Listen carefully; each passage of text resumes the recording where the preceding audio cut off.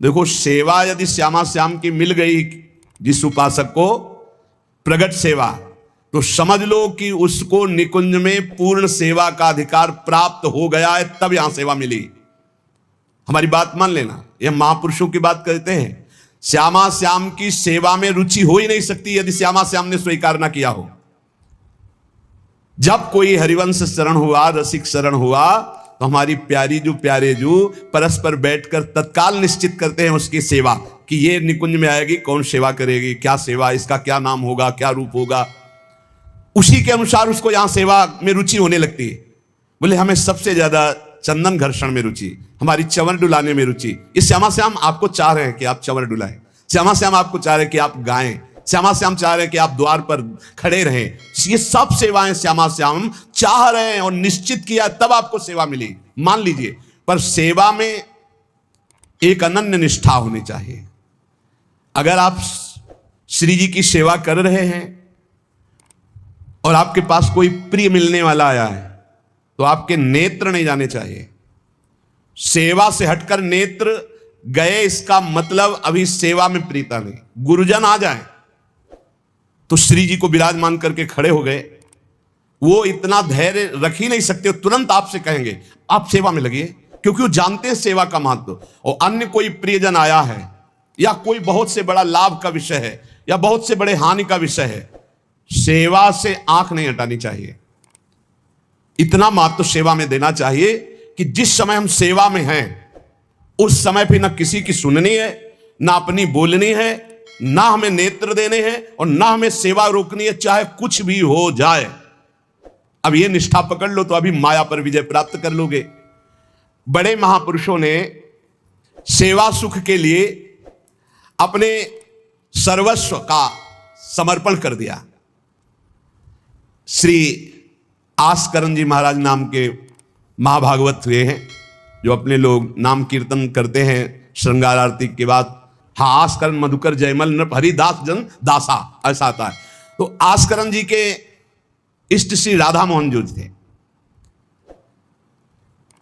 इन्होंने विचार किया कि राजकाज में हर क्षण कोई न कोई जब सेवा में बैठते तो राजा, तो आप ये सलाह, ये सेवा, ये सब बंद कर देना चाहिए। जिस समय हम श्री जी की सेवा में है उस समय अन्य कोई वार्ता नहीं, अन्य कोई नहीं, बस उन्हीं के रूप गुण का चर्चा करते हुए। अगर हम सेवा में हैं तो उनका चर्चा का तात्पर्य है पद गुनगुनाते, जिस समय की जो हम सेवा करें उस समय के पद गुनगुनाते हुए या उनकी रूप माधुरी में चित्त लगाए हुए सेवा में। इससे बड़ी कोई बात नहीं। यदि सेवा मिल गई श्री जी की तो आप ये समझ लीजिए कि आप श्री जी के पास जाने का पास मिल गया आपको। बड़े बड़े महापुरुषों ने कहा भजन करना, साधना करना, ये सब हो सकता है, लेकिन प्रभु की सेवा में अनुराग, गुरु की सेवा में अनुराग, संत सेवा में अनुराग, समाज सेवा में भगवत भाव से अनुराग, ये बहुत कठिन बात है। ऊर्ध्वबाहु विरोमेश न कश्चित शृणोति में धर्मादर्थश्च कामश्च किम धर्मम न सेव्यते। भगवान श्री कृष्ण द्वैपायन व्यासदेव जी कहते, मैं दोनों हाथ उठाकर कहता हूं, मेरी बात सुन लो, मान लो। सेवा से सब प्रकार की संपत्ति प्राप्त हो जाती है, जो चाहिए आपको, लौकिक पारलौकिक।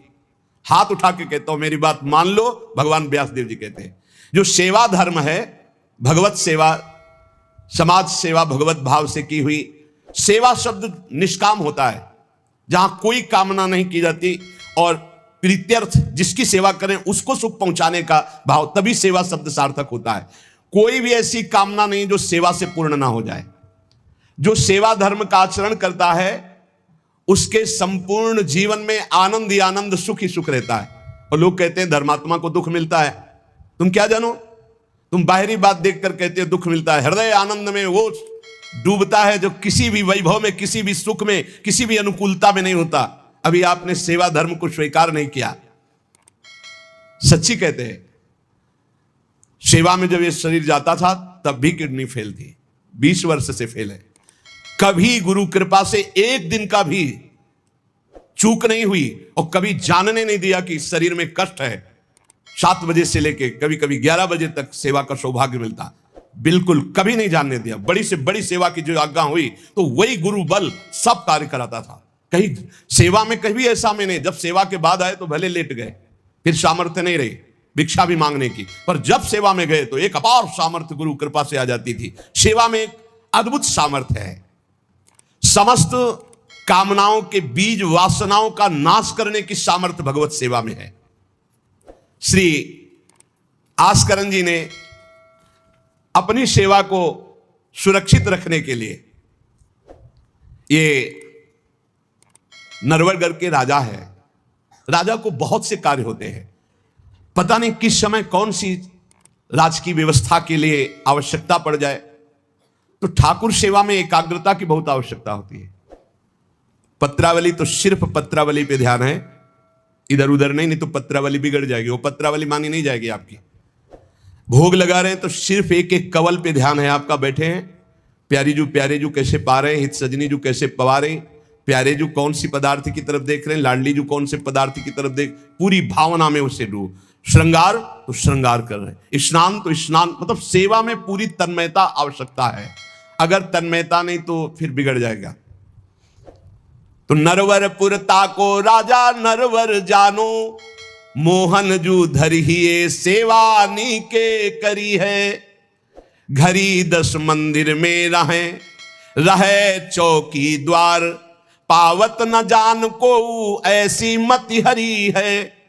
पर्यो को काम आए अब ही लिवाए ल्यावो, कहे पृथ्वीपति लोग कान में न धरी है। आई फौज भारी सुध दीजिए हमारी, सुनी बहु बात टारी परी बात कर भरी है। मनुष्यों में श्रेष्ठ आस्करण जी ये नरवरगढ़ के राजा थे। इनके ठाकुर का नाम राधा मोहन जी था। ये प्रेम पूर्वक उनकी सेवा में कोई विघ्न न हो, इसलिए 10 घड़ी तक का कठोर आदेश दे दिया था। 24 मिनट की एक घड़ी होती है, तो 10 घड़ी कितने हुए? 4 घंटे। 4 घंटे तक कोई भी अगर सूचना देने आया तो दंड प्राप्त करेगा, वो दंड उसको मिलेगा। 4 घंटे तक सूचना भी नहीं देनी है। जिस समय वो राधा मोहन जी की सेवा में गए तो द्वारपाल खड़े हो जाते थे, कोई भी अंदर प्रवेश नहीं करेगा। किसी भी तरह की कोई विपत्ति आ जाए, आग लग जाए, फिर भी सूचना नहीं देनी है। 4 घंटे सेवा में ये शिक्षा लेनी चाहिए। अपनी जब ठाकुर सेवा करें, हम कहते तभी करो, सब निपटा लो पहले फिर ठाकुर सेवा करो। ऐसा नहीं है कि जल्दी जल्दी तुम्हारा चित्त कहीं लगा हुआ है। अगर घर गृहस्थी में हो तो हम कई बार एकांतिक में बोल चुके हैं, पहले अपने पति पुत्र की तैयारी कर दो, उनको ऑफिस जाना है, उनको विद्यालय जाना है, सबकी तैयारी कर दो, जय जयकार करके उनको पवाओ, फिर इसके बाद अपने ठाकुर को स्नान कराओ, ठाकुर को भोग लगाओ, निश्चिंत हो करके। चित्त वृत्ति बार बार दौड़ रही है, ठीक बात नहीं। अगर हमें कभी कोई और कार्य हुआ तो हम पहले वो कार्य करते थे, फिर राधा वल्लभ जी के दर्शन जाते थे, क्योंकि हम राधा वल्लभ जी के दर्शन में खड़े वही चिंतन करेंगे, वो उनके पास जाना है तो पहले उनके पास हुआ है, फिर अगर कोई कार्य है तो हम वो निपटा के तब जाएंगे। ऐसी सेवा में अन्य कोई वार्ता नहीं, अन्य कोई चिंतन नहीं, अन्य कोई हमारी क्रिया नहीं, केवल सेवा में तत्पर। इसलिए उन्होंने कठोर नियम लगा रखा था, 4 घंटे तक कोई सूचना भी नहीं देगा। और आप मंदिर में राधा मोहन जी को 4 घंटे स्नान कराना, श्रृंगार कराना, आरती करना, फिर आरती करके भोग आदि सब करके फिर दंडवत करना। दंडवत के बाद जब प्रसाद चरणामृत लेकर उठते तब कोई बात हो तो बता सकते हैं। वो भी बात जब श्री जी की चिक डालकर बाहर निकले, उस समय द्वार पर चौकीदार बहुत सावधानी से कोई भीतर न जाने पावे। देखो, महापुरुषों से हमको शिक्षा मिलती कि हम कैसे ठाकुर सेवा करें। ठाकुर जुगल किशोर हमारे, इनकी सेवा हम कैसे करते हैं। आप 4 घंटे एकाग्रचित होकर केवल सेवा में ही डूबे, बड़ा सुख मिलता है। जब अपने श्री जी सौभाग्य दिए थे सेवा करने का, तो जैसा श्रृंगार करने के बाद जब दर्पण दिखाते थे तो रोना आता था। अपने प्रभु को श्रृंगारित देखकर जो हृदय में सुख मिलता है, रोम रोम आनंदित हो जाते थे। कभी कभी 2-2 बजे दोपहर तक बैठे फिर भिक्षा मांगने जाते थे। श्रृंगार करने के बाद पथ सुनाओ उनको, फिर उनकी रूप माधुरी देखो। भक्तों के नेत्र अलग होते हैं तो प्रभु उनका रसास्वादन भी अलग ही करवाते हैं। एक बार क्या हुआ, आवश्यक कार्य से नरवरगढ़ में दिल्ली के बादशाह का आगमन हो गया। बादशाह जो सैकड़ों राजाओं के ऊपर होता था, और ये नरवरगढ़ के राजा थे। उसने आज्ञा करी, जाओ आस्करन जी को हमारे सामने जल्दी लिवा करके लाओ। और आस्करन जी का नियम था, राधा मोहन जी के मंदिर में गए तो सख्त आदेश, कोई सूचना नहीं पहुंचाएगा। सब आस्करन जी के जो रक्षक थे उन्होंने मना कर दिया, नहीं महाराज, ये आपकी सूचना भी नहीं पहुंच सकती, 4 घंटे आ ही नहीं सकते आस्करन जी। उसको बहुत क्रोध आया, बादशाह हो, मैं आदेश कर रहा हूं, एक छोटे राजा के सेवक हमें जवाब दे रहे हैं। बादशाह ने आज्ञा का उल्लंघन, इससे बड़ा क्रोध हुआ और उसने बड़ी सेना बुलवा ली और सेनापति को आदेश किया कि जाओ बोल दो, नगर का नाश करवाना चाहते हो या हमारी आज्ञा का पालन करना चाहते हो?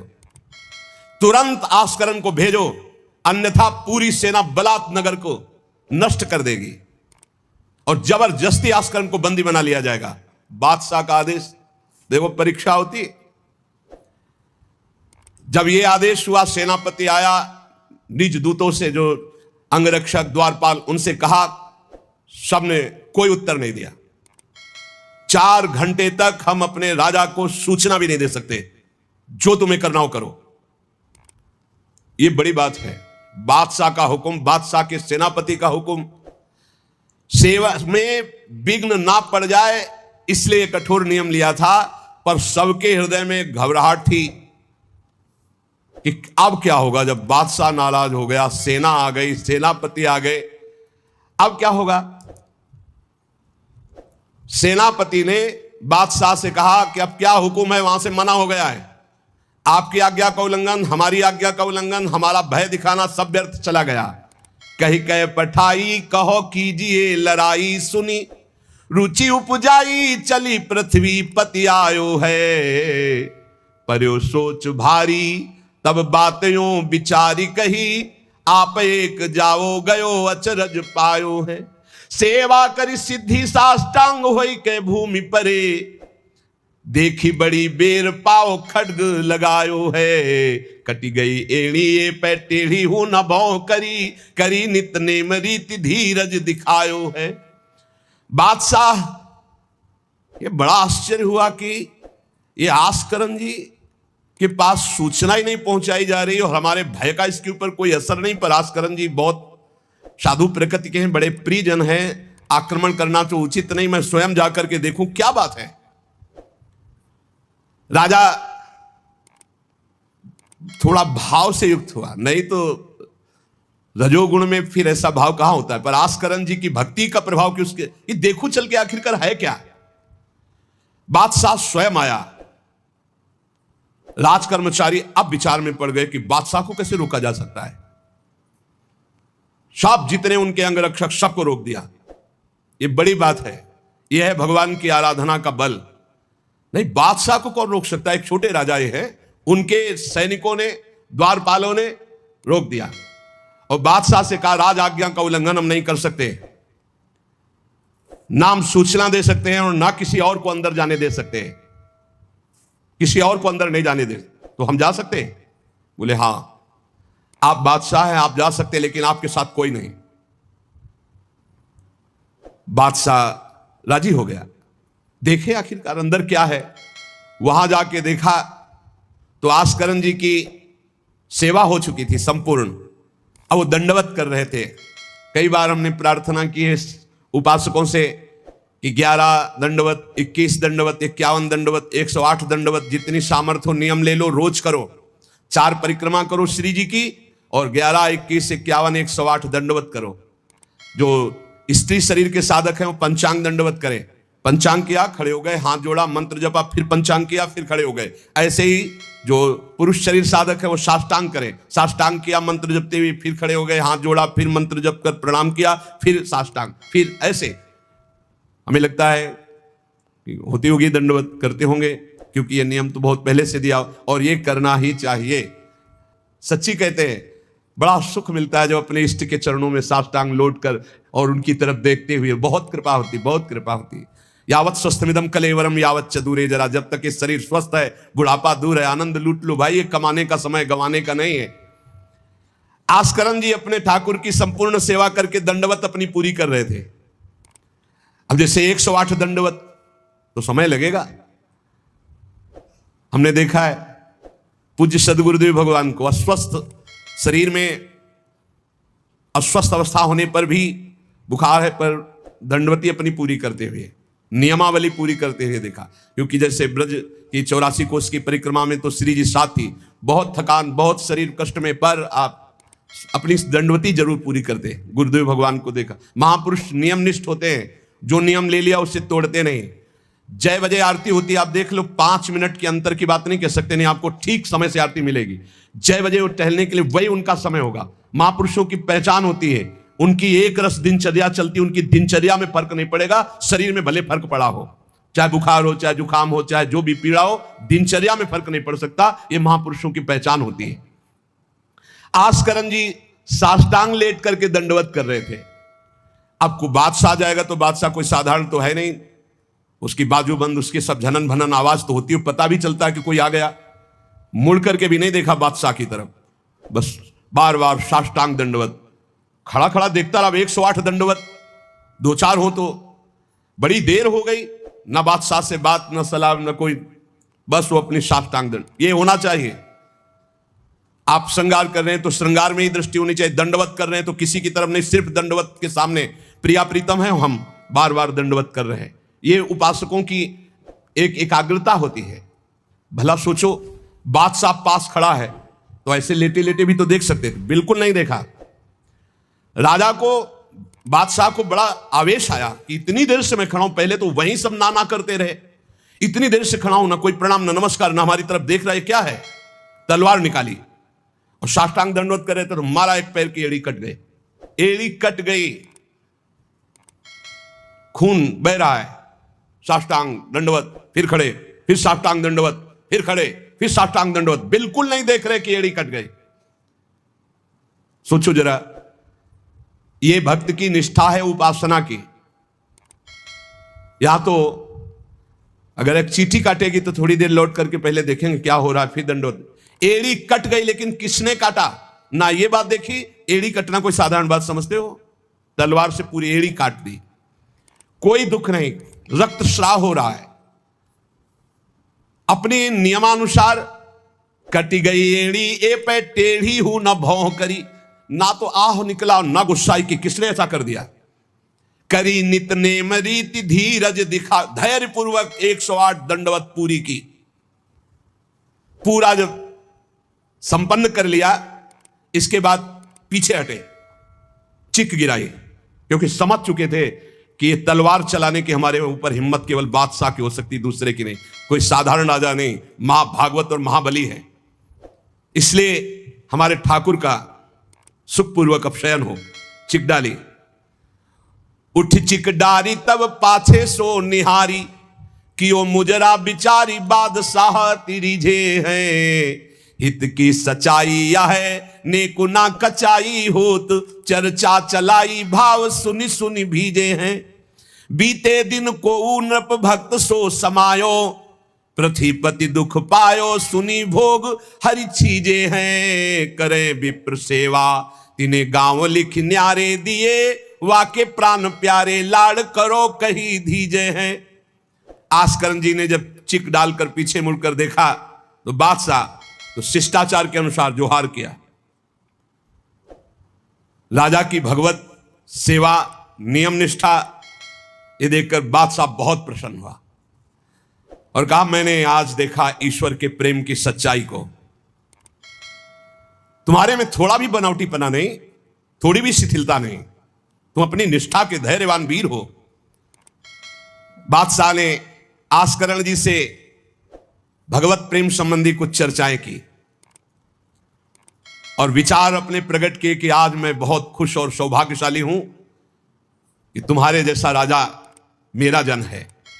बड़ा हृदय रस में डूब गया बादशाह का। यह है देखो सच्चाई भक्ति की। नहीं बादशाह के हुक्म को टाल देना, सेनापति की आज्ञा का उल्लंघन कर देना, बादशाह आया है साष्टांग दंडवत, कोई उसका आदर ना करना, ये सब भारी अपराधों में आता है। नहीं, बादशाह आया और फिर दंडवत हो सके, नहीं पहले उससे बातचीत होगी, बाद में दंडवत होगी। नहीं, अपनी निष्ठा के आगे नहीं। एड़ी काट दी गई फिर भी नहीं रुके। अब आस्करण जी सदैव अपने भगवत निष्ठा, भगवत सेवा में मगन रहते। राजा बहुत प्रसन्न होकर के कहा कि अब जिस कार्य के लिए हम आए थे अब उस कार्य की जरूरत नहीं है, और अपनी जेब से अपनी रुमाल निकालकर अपने हाथों से उनके चरणों की एड़ी में बांधा और कहा तुरंत चलिए राजवैद्य के द्वारा इसे, और आज से हमारी तरफ से आपके ठाकुर की सेवा सुख संविधान चलेंगे। हम विशेष विशेष प्रकार की आपकी ठाकुर सेवा में सहयोग करें। आस्करण जिले का भगवत कृपा है, सब भगवत कृपा है, सेवा यथार्थ रूप से चल रही है। नियम की सच्चाई और हृदय में कोई छल कपट नहीं, रोष नहीं, ये भगवान के भक्त में विशेष लक्षण होते हैं। भगवान के भक्त में छल कपट नहीं और अपराध करने वाले पर भी रोष नहीं। उमा संत कई यही बड़ाई, मंद करत जो करे भलाई। अगर सच्ची आराधना, सच्चा प्रेम, तो सबको बदलना पड़ेगा। बादशाह का भाव बदल गया, जो आवेश में था, क्रोध में था। सच्चाई से अगर थोड़ी भी ठाकुर सेवा की जाए तो माया पर विजय प्राप्त की जा सकती है। साधो भाई भजन किया सोई जीता, जो सच्चाई से भजन किया, सच्चाई से सेवा की, वही इस माया पर विजय प्राप्त किया। एक बार राजा आस्करण जी के शरीर में बहुत जोर का बुखार आ गया। ऐसा बुखार की न उठने की हिम्मत, न शरीर की शुद्धि, और नियम की निष्ठा थी ही। अब भारी कष्ट, एक तो शरीर उठने लायक नहीं, भारी बुखार, और दूसरा सेवा। अब वो इस बात के चिंतित थे कि सेवा कैसे होगी। तो ठाकुर जी ने स्वप्न में अपने किसी निजजन पंडा से कहा, इनको किसी औषधि की जरूरत नहीं, मेरा चरणामृत पिला दो, स्वस्थ हो जाएंगे, सेवा में आ जाएंगे। वो गए और उनका ठाकुर जी ने स्वप्न में आकर के कहा है कि आप ठाकुर जी का चरणामृत पी लीजिए, आप स्वस्थ हो जाएंगे। वैसे तो चरणामृत रोज ही लेते थे, सेवा में जाने के पहले ठाकुर जी का चरणामृत जो पूर्व का था पिया, तत्काल सब खत्म हो। सेवा में बहुत बड़ी सामर्थ्य है, निष्ठा में बहुत बड़ी सामर्थ्य है ठाकुर जी के चरणामृत में। विश्वास करो, जो रोज चरणामृत पीता है अकाल मृत्यु नहीं हो सकती। अकाल मृत्यु हरणम सर्वव्याधि विनाशनम, कोई भी रोग परास्त नहीं कर सकता। आप रोज चरणामृत पिए। अरे भाई, आप अगर राधा नाम विराजमान किए, स्नान कराते तो रोज श्री लाडली लाल का चरणामृत है। रामे लाडली जो धामे लाल जो विराजमान है, प्रिया प्रीतम राधा नाम में विराजमान है। आप अगर सेवा नहीं विराजमान किए हुए हो तो विराजमान कर लो, जीवन काहे व्यर्थ करोगे। लेकिन जब तक सेवा ना विराजमान करो तो चले जाओ बिहारी जो, राधा वल्लभ जो, राधा रमन जो, राधा दो, कहीं भी मांगो चरणामृत मिल जाएगा। और रोज उसी में जल मिला करके रोज एक ढक्कन रोज चरणामृत। अकाल मृत्यु हरणम सर्वव्याधि विनाशनम श्री कृष्ण पादोदकम पीत्वा पुनर्जन्म न विद्यते। जो रोज चरणामृत पीता है उसका पुनर्जन्म नहीं होगा। बड़ा से बड़ा रोग आएगा लेकिन उसको पीड़ा नहीं पहुंचा पाएगा, अकाल मृत्यु नहीं होगी। तो स्वप्न में ठाकुर जी ने कहा चरणामृत दे दो, सब सामर्थ्य आ जाएगी। एक बार राजा ने द्वेषवश सेना लेकर, किसी दूसरे राजा ने आपके ऊपर चढ़ाई कर दी, तो आपने व्यर्थ की खून खराबी ना हो, ललकार सुनकर भी आप सेना सहित संग्राम भूमि में ये विचार किया कि युद्ध करने से बहुत लोगों का नाश होता है। इसलिए अपने सब महारथियों को बुलाया और कहा नाम कीर्तन करो। जहां युद्ध के लिए ललकार हो रही वहां नाम कीर्तन शुरू कर दिया। नाम कीर्तन इतनी जोर का कि आनंद में सब झूम रहे, और उधर एक बादल की ऐसी टुकड़ी आई कि इतने ओले बरसे कि जो विपक्षी सेना थी, मैं राजा विपक्षी सेना सब भाग गए और ये अपनी तरफ कीर्तन ही करते रहे, लड़ना ही नहीं पड़ा। भाव ये है कि जो भगवान में चित्त जोड़ता है, भगवान नाम कीर्तन करता है, भगवत सेवा परायण रहता है, सारे विघ्नों का निवारण स्वयं भगवान करते हैं। एक बड़ा सुंदर प्रसंग श्री जयमल जी का आता है। जयमल जी भी नियमनिष्ठ महापुरुष, ये भगवान श्री श्यामा श्याम के अनन्य उपासक थे। हरिवंश महाप्रभु के निज जनों में इनका भी नाम आता है, जयमल जी का। इनके हृदय में जैसे आस्करण जी की निष्ठा थी, उस वैसी निष्ठा थी सेवा की। इन्होंने भी 10 घड़ी तक किसी भी तरह की कोई सूचना, किसी भी तरह का कोई कार्य हमसे नहीं बताया जाएगा। और इन्होंने तो स्पष्ट आदेश कर दिया। वहां तो आदेश था केवल आस्करण जी का, यहां आदेश था जो बताने आएगा उसकी गर्दन उतार लेंगे। यहां तो और कठोर था। जयमल सिंह जी, वैसे इनका पहले निवास मेड़ते में था, और ये बड़े अनुरागी प्रिया प्रीतम के।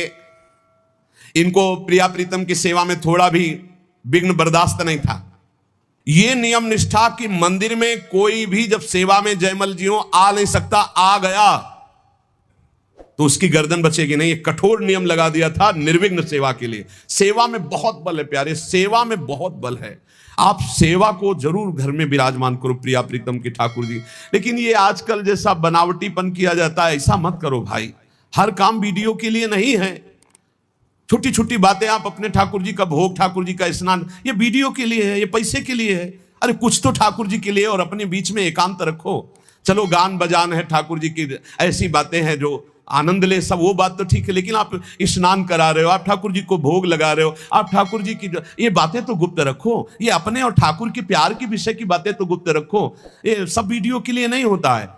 कुछ मंगल जगत का हो सके, कैसे अष्टयाम सेवा करते हैं, वो बातें तो ठीक है, लेकिन आप लोग अपने घरों में जो ठाकुर विराजमान के सब बातें वीडियो में मत। अब आजकल हर उद्देश्य वीडियो का होता जा रहा है। छुपाने की तो बातें कुछ नहीं हो रही, हर बात छपाने की हो रही। सत्संग है, एकांतिक है, कुछ कीर्तन है, कुछ भजन की बातें हैं, वो तो चलो लोक मंगल के लिए, लेकिन अपने ठाकुर की जो विशिष्ट एकांतिक सेवाएं हैं वो बातें गुप्त रखनी चाहिए। ऐसा नहीं कि जो पर्दा करके अपने ठाकुर जी का स्नान कर रहे हैं, पतला, हाँ आप श्रृंगार करके आ गए, आप दर्शन करो, आरती करो, सब कोई, जैसे राधा वल्लभ जी के देखो आरती के दर्शन होते हैं, लेकिन आप दर्शन नहीं कर सकते कैसे स्नान कराया जाता है। आप अंदर दर्शन नहीं कर सकते कैसे भोग लगाया जाता है। कभी कभी जैसे 56 भोग किसी भारी उत्सव में तो एक कुछ घंटे के लिए दर्शन, वो बात अलग है। तो अपने ठाकुर घर में जो विराजमान है, बिल्कुल जो निकुंज के ठाकुर वही है। अपनी भाव निष्ठा रखो। जयमल जी ये नियम लगा लिए थे कि अगर सेवा के समय कोई भी समाचार देने आएगा तो उसे मार डाला जाएगा। इतना कड़ा शासन। और यह बात प्रसिद्ध हो गई थी कि 4 घंटे जयमल जी निकलेंगे नहीं मंदिर से। तो जयमल जी का एक मंडोर का जो राजा था वो भाई लगता था, उसने विचार किया कि बहुत अच्छा 4 घंटे का समय है, जयमल जी के पास सूचना कोई दे नहीं सकता, और इस समय आक्रमण किया जाए तो पूरे नगर को कब्जे में कर, 4 घंटे का युद्ध, और वो निकलेंगे नहीं और कोई सूचना देने जाएगा तो मार डाला जाएगा। बहुत बढ़िया अवसर है कि पूरे नगर को अपने कब्जे में कर लिया जाए। भारी सेना चारों तरफ से पूरे नगर को घेर लिया गया। अब ये जब सैनिकों से पता चला तो हाहाकार मच गया कि बिना राजा के आदेश के युद्ध कैसे छेड़ दिया जाए। चारों तरफ से शत्रु पक्ष सैनिकों ने घेर लिया है। सबने विचार किया कि आज्ञा हो जाए तो अभी युद्ध हो जाए, पर आज्ञा लेने कौन जाए? जो जाएगा मार डाला जाएगा। जयमल जी का आदेश है। अब जयमल जी की माता जी को तैयार किया गया है कि आप जाओगी तो आप पर वो प्रहार नहीं करेंगे और आपकी बात सुन लेंगे। माता जी भी डरती हुई गई, क्योंकि आज्ञा थी कोई नहीं आएगा, अगर जो भी आएगा उसकी गर्दन उतार दी जाएगी, मार डाला जाएगा। माता जी को इसीलिए भेजा गया कि बस आप केवल सूचना दे दो और वो आज्ञा दे दे, संभाल तो सब यहां लेंगे, आज्ञा दे दे। वो गई, जयमल जी ठाकुर जी के श्रृंगार में थे, पीछे से कहा, बेटा शत्रु पक्ष ने पूरे नगर को घेर रखा है, तुम्हारी क्या आज्ञा है? उन्होंने उत्तर दिया, भगवान सब भली करेंगे और आप जाओ। दूसरा शब्द नहीं, भगवान सब भली करेंगे, और इशारा किया। अगर दूसरा होता तो प्रण पूरा करते, लेकिन मां है इसलिए इशारा किया, वापस चली जाओ। मुड़ के नहीं देखा, बस एक शब्द का, भगवान सब भली करेंगे। यह नहीं कहा कि युद्ध प्रारंभ कर दो, मैं सेवा करके आऊंगा, ऐसा कुछ नहीं। भगवान सब भली करेंगे और इशारा किया कि आप वापस चली जाओ। ज्यों के त्यों सेवा में लगे रहे। भगवान ने देखा कि ये तो बिल्कुल बेपरवाह है और सैनिक चारों तरफ से घेर लिए हैं राज्य को, तो स्वयं प्रभु घोड़े पर सवार हुए जयमल जी के। अब उनको कुछ कहने की जरूरत थोड़ी है। राजा का जो शाही घोड़ा था, उस घोड़े को तैयार करके उस पर विराजमान होकर के अकेले शत्रु पक्ष को परास्त किया। अकेले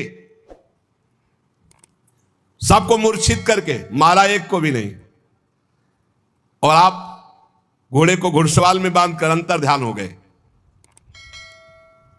सैनिक देख रहे हैं जो सुरक्षा में है कि कोई आक्रमण नहीं हो रहा, सब शांति है, नजदीक गए तो सब मूर्छित पड़े।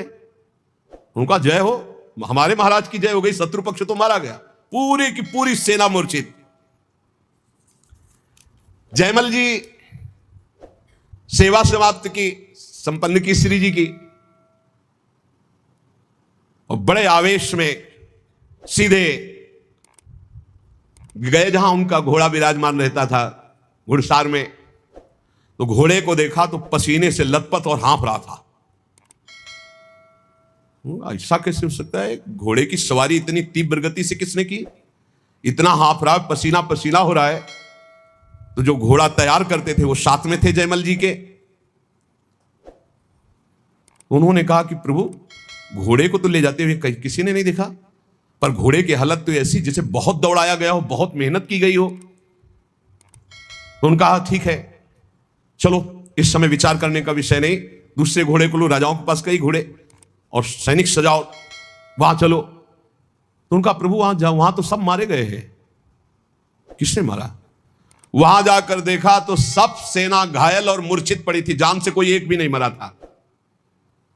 और जो राजा वो भी घायल।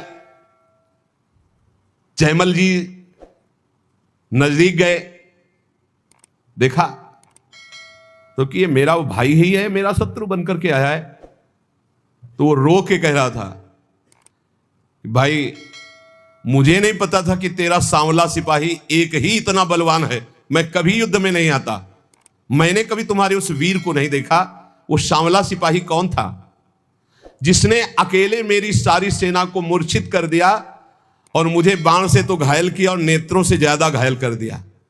एक बार तुम दिखा दो अपने उस सांवले सिपाही को, मेरा हृदय तड़प रहा है उसके लिए। उसकी वो सुंदर चितवन, उसकी मुस्कान ने मेरा मन हरण कर लिया। शत्रु पक्ष के ये है ऐसे, जब सूप न खा कि नाक कान भगवान ने लक्ष्मण जी के द्वारा, वो जब गई खरदूषण के समीप, भारी बलवान ये असुर, भारी सेना सजाई, अभी चलते हैं। जब वहां गए तो राम जी का रूप जब देखा तो कह रहे हैं, यद्यपि भगनी कीन कुरूपा, यद्यपि तुमने अपराध किया, हमारी बहन को कुरूप बना दिया, लेकिन बद लायक नहीं, तुम मारने लायक नहीं, बहुत सुंदर हो।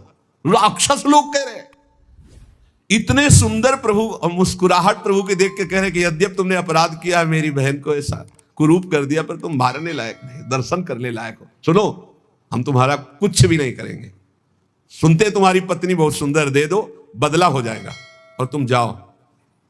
भगवान ने क्षण में नष्ट कर दिया। बैरी भी जिनको प्यार करे वो प्रभु का रूप है। ये बैरी राजा क्या कह रहे, बाणों से तो घायल ही कर दिया, नेत्रों से भी घायल कर दिया। एक बार उसको दिखा दो जो आपका सिपाही है, सांवला सिपाही। श्री जयमल जी ने प्रेम विभोर होकर कहा, तुमने देखा, मेरे तो नयन तरस गए, तुम्हें दिखाई दिए, आज तक मैंने नहीं देखा। और जयमल जी के अश्रु चलने लगे। वो समझ गया कि ये सिपाही कोई और नहीं, जयमल जी जिनकी आराधना करते हुए भगवान श्याम सुंदर है। वो अपने भक्त की रक्षा करने के लिए आए। अहो भाग्य, दुश्मनी का भाव ही सही, पर मेरा भाई तो है ना, इस कारण भगवान ने मुझ पर कृपा की कि मुझे दर्शन का सौभाग्य मिला। और जयमल जी के चरणों में प्रणाम किया और कहा, आज के बाद कभी जिंदगी में आपसे वैर का भाव नहीं रखेंगे और आपके उसी सांवल सिपाही के ध्यान में निरंतर हम मगन रहेंगे। नित्य भगवान की सेवा करने की प्रतिज्ञा जयमल जी के शत्रु के मन में भी भक्ति प्रकाशित कर दी। यह है प्रचार। जब अंदर होता है प्रसार तो सबके हृदय में होता है प्रचार, और जब अंदर प्रसार नहीं तो बाहर प्रचार लाख करते रहो, कुछ नहीं होता। बुरा करने भक्त का आए थे तो भगवान ने उनका मंगल कर दिया। क्यों कर दिया? किसी भी तरह से भक्त का संबंध तो है, भक्त का भाई तो है ना, मंगल हो जाता है। इसीलिए कहा जाता है वो कुल, वो परिवार धन्य है, भले ही किसी भाव से सही, भगवान से जुड़े हुए भक्त के संबंध में यदि आता है उसका परम मंगल हो जाता है। जयमल जी ने लौट करके गए और अपने घोड़े को दंडवत किया। कि ये भाई ठाकुर जी की सेवा तो हम प्रगट में करते ही है, लेकिन तेरे सौभाग्य का वर्णन क्या करें। मेरे ठाकुर जी तेरे पर सवार हुए, घोड़े की 4 परिक्रमा की, आरती उतारी, दंडवत की और बार बार हाथ से स्पर्श करके पुलकित हो रहे हैं। ऐसे ही हैं हमारे ठाकुर जी। इसीलिए दास दासोहम में बड़ी सामर्थ्य मानी गई है। सबसे ज्यादा कृपा किस पर होती है? जो भगवान के दासों का दास होता है। घोड़े को साक्षात्कार हो गया भगवान का, बैरी भाई को साक्षात्कार हो गया, और जयमल जी कह रहे हैं कि मेरे नयन तरस रहे हैं। तो क्या वास्तविक जयमल जी के नेत्र तरस रहे? नहीं, जिनके संबंध से बरस रहे उनके नेत्र कैसे तरस सकते हैं? पर ये हैं ही इतने प्यारे कि तन मन के बिछुरे नहीं, पर चाह बढ़े दिन रैन, कबो संजोग न मान नहीं, देख भरी भरी नयन। तो हम श्री श्यामा श्याम के दास हैं। श्यामा श्याम ही हमारी साधना है, श्यामा श्याम ही हमारे साध्य है। 8 पहर हम नाम जप करें, श्री जी की सेवा पर बहुत ध्यान दें। जिसको जो सेवा मिली वो बड़ी महान सेवा है। कभी ऐसा ना समझे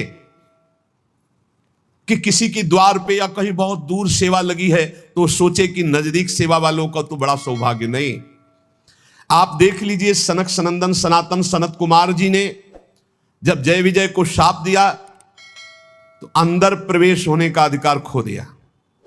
भगवान स्वयं चल के आए लेकिन अंदर नहीं जाए। और भगवान ने जय विजय जी को कहा कि सेवक के द्वारा किया हुआ अपराध स्वामी का ही अपराध माना जाता है। सनकादि को संत पदवी भले दी, लेकिन अपनापन जय विजय को दिया। सेवा में बहुत बड़ी सामर्थ्य है। कोई भी सेवा, कहीं की भी सेवा मिली, वो श्री जी की सेवा है, वृंदावन धाम है। महारानी जी की सेवा में आप हैं, महारानी जी के सेवक को निश्चित वो सुख प्राप्त होता है जो किसी और पद से नहीं होता। बस सेवक शरण सदा रहे, अनंत नहीं विश्राम, कै वाणी हरिवंश की, कै हरिवंश नाम। या तो वाणी जी और या नाम जी, ये हमारे जीवन है, यही हमारा सर्वस्व है। हर समय नाम वाणी में रहो और सेवा में तन्मयता रखो।